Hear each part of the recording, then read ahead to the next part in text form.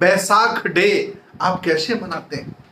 अगर आपको नहीं जानकारी है तो मैं आपको बताना चाहता हूं कि आपको बैसाख डे बुद्ध पूर्णिमा कैसे मनानी है। भारतीय इतिहास में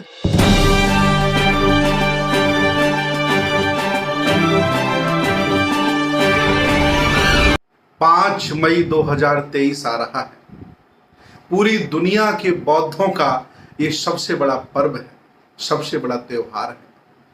मैं आपसे पूछना चाहता हूं, आपसे जानना चाहता हूं कि आने वाला पर्व बुद्ध पूर्णिमा बैसाख डे आप कैसे मनाते हैं?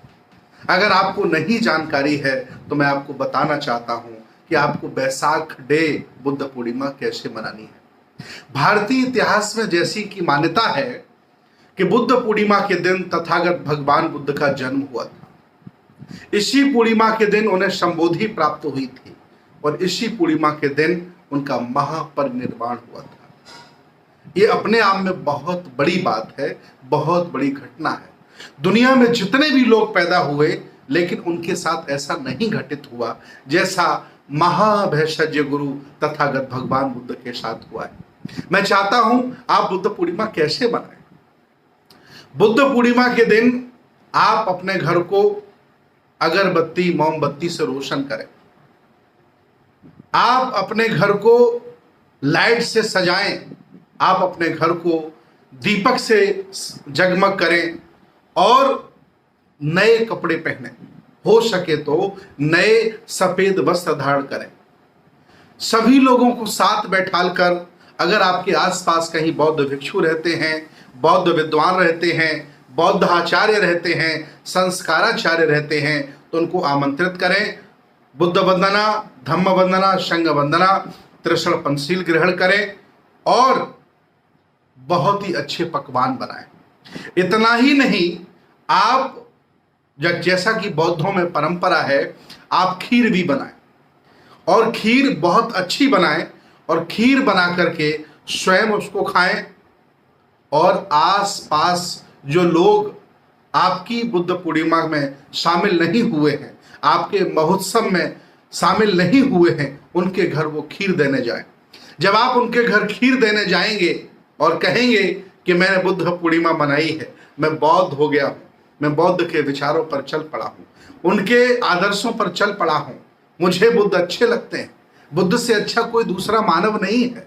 जब उन्हें खीर आप देने जाएंगे तो सहर्ष व खुशी से आपकी खीर स्वीकार कर लेंगे और अगली बार जब बुद्ध पूर्णिमा आएगी तो आपकी बुद्ध पूर्णिमा में जरूर शामिल होंगे। याद रखें, अभिमान घमंड किसी भी तरह का उसे दूर रख दें। करुणा, दया, शील, भाईचारा के साथ सबको जोड़ें और जाति भेद ना करें। अगर बुद्ध पूर्णिमा के कार्यक्रम में आपके घर में ब्राह्मणों के द्वारा बनाई गई एक ही जाति के लोग शामिल होते हैं तो आप भी जातिवादी हैं। आप बहुजन समाज के जितने भी लोग आसपास रहते हो सबको आमंत्रित करें, सबको खीर देने जाएं, तब जाकर के बहुजन समाज बनता है।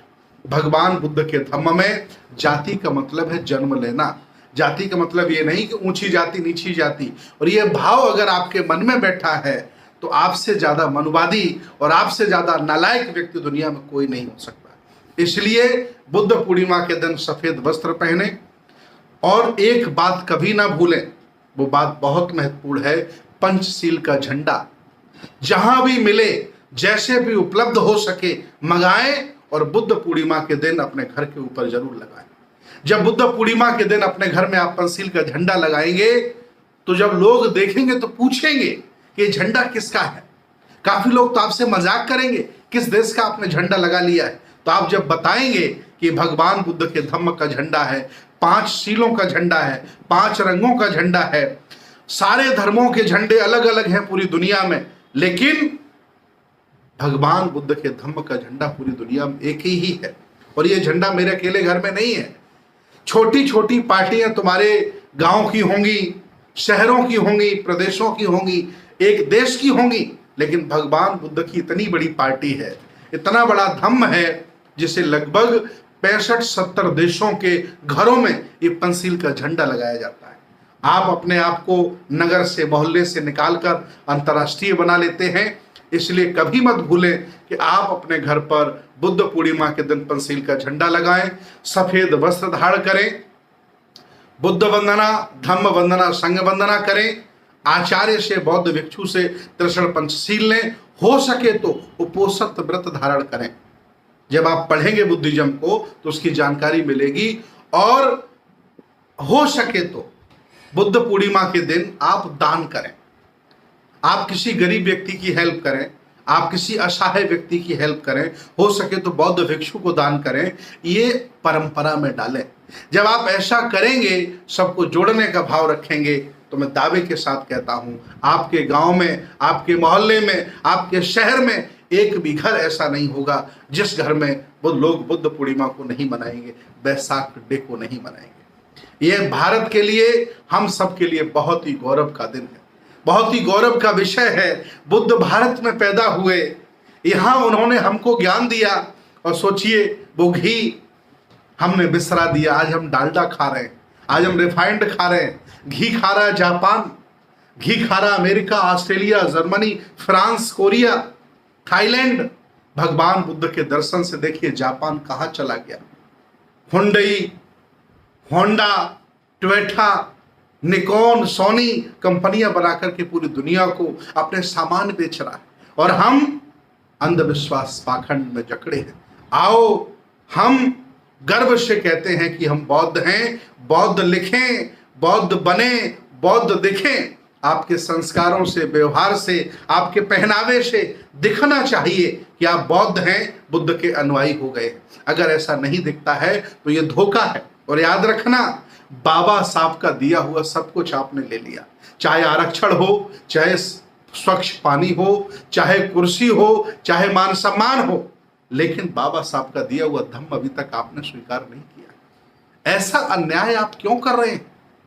इसलिए बहुजन समाज के लोगों, ध्यान से सुनो, एक बार फिर आपसे कह रहा हूं कि जो सम्मान बुद्ध की छाया में आपको मिल जाएगा, दुनिया में कोई नहीं दे सकता। और बाबा साहब ने 20 वर्ष अध्ययन करके आपको भगवान बुद्ध का धम्म दिया।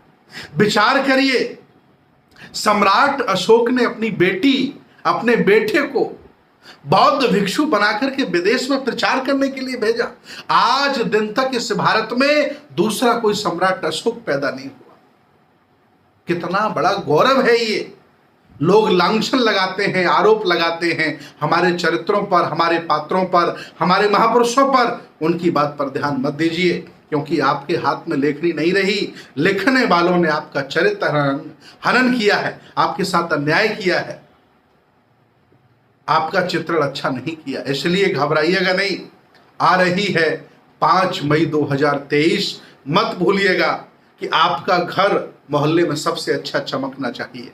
घर का कलर कराइए, अच्छे कपड़े पहनिए, खीर बनवाइए, हर्षोल्लास से उसको सेलिब्रेट करिए और धन्यवाद दीजिए कि बुद्ध आपकी वजह से हमें समता, दया, करुणाशील मिली, आपकी वजह से हमें लोकतंत्र मिला, और आपकी वजह से हम वर्ल्ड वाइड हो गए हैं, दुनिया में छा गए हैं। ऐसा भाव रखते हुए देश भारत के सभी जिंदा लोग, विज्ञानवादी, तर्कवादी, बहुजन समाज के लोग अब की बार बुद्ध पूर्णिमा मनाएंगे, और घर पर पंचशील का झंडा लगाना कभी नहीं भूलेंगे। बहुत बहुत धन्यवाद, बहुत बहुत साधुवाद।